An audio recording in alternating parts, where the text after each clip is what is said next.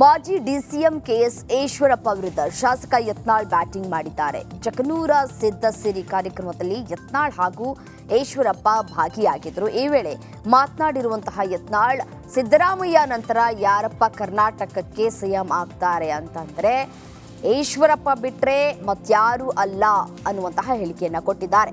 ನಮ್ಮ ಈಶ್ವರಪ್ಪನವರಿಗೆ ಅನ್ಯಾಯ ಆಗಿರಬಹುದು, ಆದರೆ ನಾವೇನು ಅವರನ್ನ ಬಿಟ್ಟು ಕೊಡುವಂತಹ ಮಕ್ಕಳಲ್ಲ. ಈಶ್ವರಪ್ಪನವರನ್ನ ಮುಖ್ಯಮಂತ್ರಿ ಮಾಡೋವರೆಗೂ ನಾವು ಬಿಡೋದಿಲ್ಲ ಅಂತ ಈಶ್ವರಪ್ಪ ಪರ ಮಾತನಾಡಿದ್ದಾರೆ.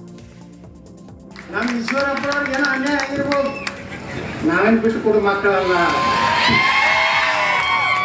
ಈಗ ನಾವೆಲ್ಲ ವಿಚಾರ ಮಾಡೋಣ, ಸಿದ್ದರಾಮಯ್ಯ ನಂತರ ಯಾರಪ್ಪ ಕರ್ನಾಟಕಕ್ಕಂದ್ರೆ ಈಶ್ವರಪ್ಪನವ್ರು ಬಿಟ್ರೆ ಮತ್ತಾರು ಇಲ್ಲ. ಮಾಡ್ಯಾರ, ಯಾರು ಮಾಡ್ಯಾರ ಎಲ್ಲ ನಿಮಗೂ ಗೊತ್ತದೆ, ನಮಗೂ ಗೊತ್ತದೆ. ಅವ್ರು ವಾಪಸ್ ನಾವು ಕರ್ಕೊಂಡು ಹೋಗ್ತೀವಿ. ಒಂದ್ ವೇಳೆ ನಾವು ತ್ಯಾಗ ಮಾಡೋದು ಆಯ್ತು ಅಂದ್ರೆ ಈಶ್ವರಪ್ಪನವ್ರು ಮುಖ್ಯಮಂತ್ರಿ ಮಾಡೋದನ್ನ ನಾವು ಬಿಡುದಿಲ್ಲ.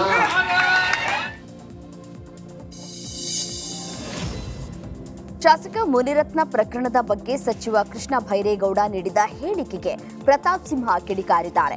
ಯಾದಗಿರಿಯಲ್ಲಿ ವಾಗ್ದಾಳಿ ನಡೆಸಿರುವಂತಹ ಮಾಜಿ ಸಂಸದ, ಸಿದ್ದರಾಮಯ್ಯರನ್ನ ಸಿಎಂ ಸ್ಥಾನದಿಂದ ಇಳಿಸಿದ್ರೆ ಗೌಡರ ಕೋಟಾದಲ್ಲಿ ಸಿಎಂ ಮಾಡ್ತಾರೆ ಅಂತ ಹಗಲುಗನಸು ಕಾಣ್ತಾ ಇದ್ದೀರಾ ಅಂತ ಲೇವಡಿ ಮಾಡಿದ್ದಾರೆ.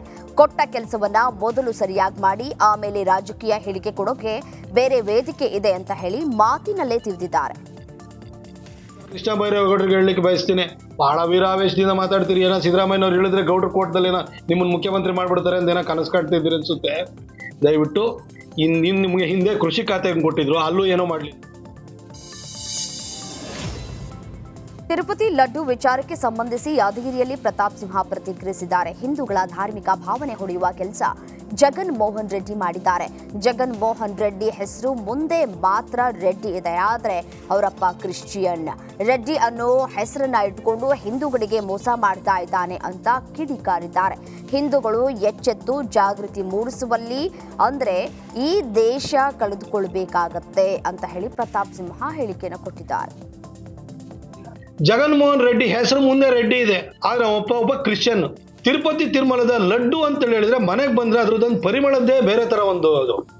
ಆ ಒಂದು ಲಡ್ಡೂನು ಕೂಡ ಅಪವಿತ್ರ ಮಾಡುವಂತ ಕೆಲಸ ಮಾಡಿದೆ. ಅದರಲ್ಲಿ ದನದ ಕೊಬ್ಬು ಹಾಕಿದ್ದಾರೆ, ಹಂದಿಯ ಕೊಬ್ಬನ್ನು ಹಾಕಿದ್ದಾರೆ, ಫಿಶ್ ಆಯಿಲ್ ಅನ್ನು ಹಾಕಿದ್ದಾರೆ. ಇದನ್ನೆಲ್ಲ ಹಾಕಿ ಹಿಂದೂಗಳ ಧಾರ್ಮಿಕ ಭಾವನೆನ ಹೊಡೆಯುವಂತ ಕೆಲಸವನ್ನ ಜಗನ್ಮೋಹನ್ ರೆಡ್ಡಿ ಮಾಡಿದ್ದಾರೆ. ಇದನ್ನು ಚಂದ್ರಬಾಬು ನಾಯ್ಡು ಅವರೇ ಸ್ವತಃವಾಗಿ ಹೇಳಿದ್ದಾರೆ. ಆ TTD ಟ್ರಸ್ಟ್ ಅನ್ನ ರೀಕಾನ್ಸ್ಟಿಟ್ಯೂಟ್ ಮಾಡಿ ಅಲ್ಲಿ ಕ್ರಿಶ್ಚಿಯನ್ಸ್ ಅನ್ನ ಬಂದು ಕೂರಿಸಿದ್ದು, ಯಾರ್ಯಾರಿಗೂ ಕಾಂಟ್ರಾಕ್ಟ್ ಕೊಟ್ಟಿರುವಂಥದ್ದು.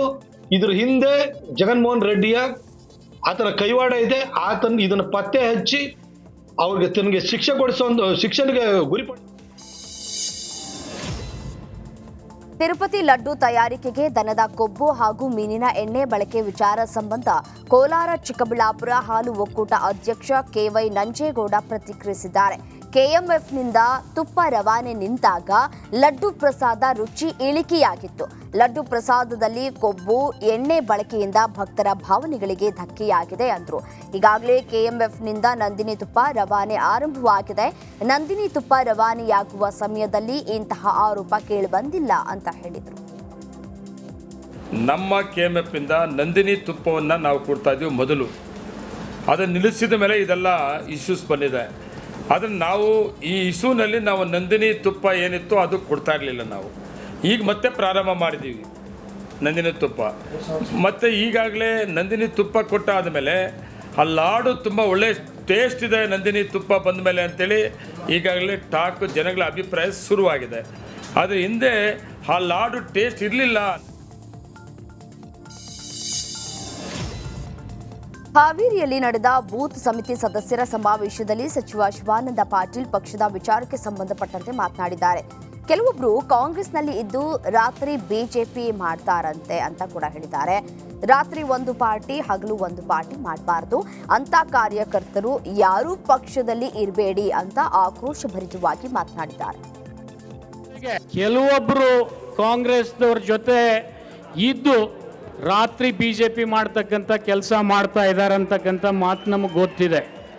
ಅಂಥವ್ರು ಯಾರೇ ಇದ್ದರೂ ಕೂಡ ನಾವು ನಿಮ್ಮಲ್ಲಿ ಭರವಸೆ ಕೊಡ್ತೀವಿ. ಅವ್ರು ನಮ್ಮ ಜೊತೆ ಇರಬೇಕಾದ್ರೆ ಕಾಂಗ್ರೆಸ್ ಜೊತೆ ಇರಬೇಕು. ವಿನಾ ರಾತ್ರಿ ಒಂದು ಪಾರ್ಟಿ ಹಗಲತ್ತು ಒಂದು ಪಾರ್ಟಿ ಮಾಡಬಾರ್ದು. ಕಾಂಗ್ರೆಸ್ ಪಕ್ಷ ರಾಮನ ಮೇಲೇನೂ ನಂಬಿಕೆ ಇದೆ, ರಹೀಮನ ಮೇಲೇನೂ ನಂಬಿಕೆ ಇದೆ. ಆದರೆ ಸಮಯ ಬಂದಾಗ ರಾಮನ್ ಹಿಡಿದು ಸಮಯ ಬಂದಾಗ ರಹೀಮನ್ ಹಿಡಿತಕ್ಕಂಥ ಕೆಲಸ ಮಾಡೋದಿಲ್ಲ.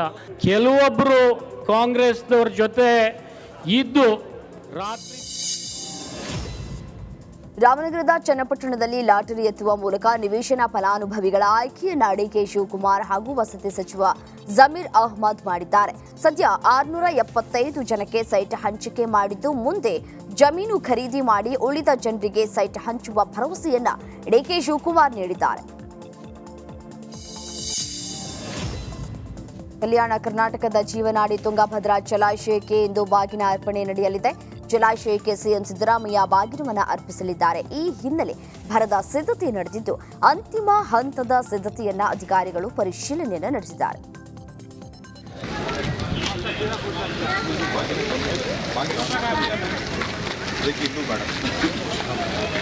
ಇಲ್ಲಾಂದ್ರೆ ಇಲ್ಲಿಂದ ನಾವು ಒಂದು ಬಸ್ ಮಾಡಿಕೊಟ್ಟು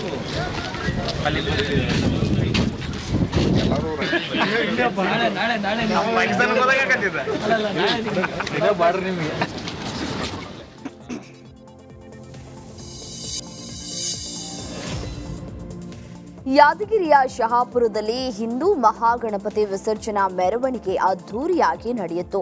ಬೇದಾರ್ ಆಸ್ಪತ್ರೆಯಿಂದ ಆರಂಭವಾದ ಶೋಭಾಯಾತ್ರೆ ಬಸವೇಶ್ವರ ಸರ್ಕಲ್ವರೆಗೆ ಸಾಗಿತು. ಸಾವಿರಾರು ಜನರು ಅದ್ದೂರಿ ಮೆರವಣಿಗೆಯಲ್ಲಿ ಡಿಜೆ ಸದ್ದಿಗೆ ಸ್ಟೆಪ್ ಅನ್ನ ಹಾಕಿದ್ರು.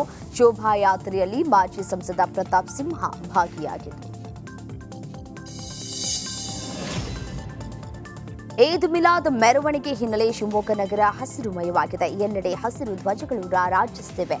ವಿವಿಧೆಡೆ ವಿದ್ಯುತ್ ದೀಪಾಲಂಕಾರ ಮಾಡಲಾಗಿದೆ. ಇಂದು ನಗರದಲ್ಲಿ ಈದ್ ಮೆರವಣಿಗೆ ಆಯೋಜಿಸಲಾಗಿದೆ. ಅಮೀರ್ ಅಹ್ಮದ್ ಸರ್ಕಲ್ ಸಂಪೂರ್ಣ ಹಸಿರುಮಯವಾಗಿದೆ.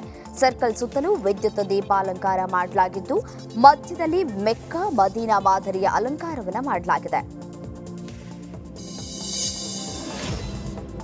ಈದ್ ಮಿಲಾದ್ ಮೆರವಣಿಗೆ ಹಿನ್ನೆಲೆ ಬೆಳಗಾವಿ ನಗರದಲ್ಲಿ ಪೊಲೀಸರು ರೂಟ್ ಮಾರ್ಚ್ ನಡೆಸಿದ್ರು. ಪೊಲೀಸ್ ಆಯುಕ್ತ ಯಡಾ ಮಾರ್ಟಿನ್ ಮಾರ್ಬನ್ಯಾಂಗ್ ನೇತೃತ್ವದಲ್ಲಿ ಖಡೆ ಬಜಾರ, ಗಣಪತಿ ಗಲ್ಲಿ, ಕಾಕತಿ ವೇಸ್ ಸೇರಿ ವಿವಿಧ ಮಾರ್ಗಗಳಲ್ಲಿ ಸಂಚರಿಸಿದ ರೂಟ್ ಮಾರ್ಚ್ ಮೆರವಣಿಗೆ ಸಂದರ್ಭದಲ್ಲಿ ಯಾವುದೇ ಅಹಿತಕರ ಘಟನೆ ನಡೆಯದಂತೆ ಖಾಕಿ ಅಲರ್ಟ್ ಅನ್ನ ಮಾಡಿದೆ.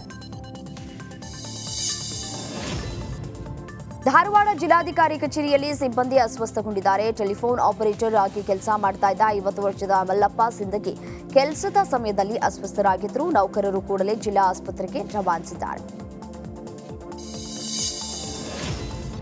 ಗ್ರಾಮ ಲೆಕ್ಕಾಧಿಕಾರಿ ಮೇಲಿನ ಹಲ್ಲೆ ಖಂಡಿಸಿ ಕಂದಾಯ ಇಲಾಖೆ ನೌಕರರು ಪ್ರತಿಭಟನೆ ನಡೆಸಿದ್ರು. ಧಾರವಾಡ ಡಿಸಿ ಕಚೇರಿ ಎದುರು ಪ್ರತಿಭಟನೆಯನ್ನ ನಡೆಸಲಾಗಿದೆ. ಹುಬ್ಬಳ್ಳಿ ತಹಸೀಲ್ದಾರ್ ಕಚೇರಿಯಲ್ಲಿ ಗ್ರಾಮ ಲೆಕ್ಕಾಧಿಕಾರಿ ನೀಲಪ್ಪ ಎಂಬುವರ ಮೇಲೆ ಹಲ್ಲೆ ನಡೆದಿತ್ತು.